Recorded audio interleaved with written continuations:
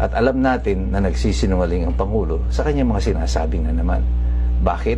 Well, alam nyo yung mga abogado, we interview a lot of liars. Maraming sinungaling kaming ini-interview, kinakausap araw-araw.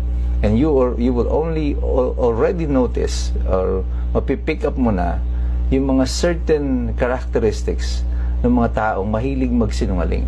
This is called mga micro expressions. Yung mga maliliit na gawi na merong habit ang ilang mga tao bago sila magsasabi ng kasinungalingan.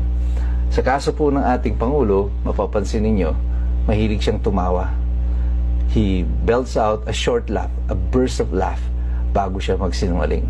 Or when he is cornered, or when he is put in a difficult situation, or when he is facing a short question, a difficult short question, magkakaroon siya ng burst of a short laughter before he answers.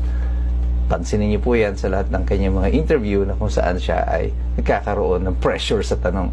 Tatandaan niyo yung interview niya noon sa foreign press na tinanong siya tungkol sa hidden wealth, sa plunder of our nation.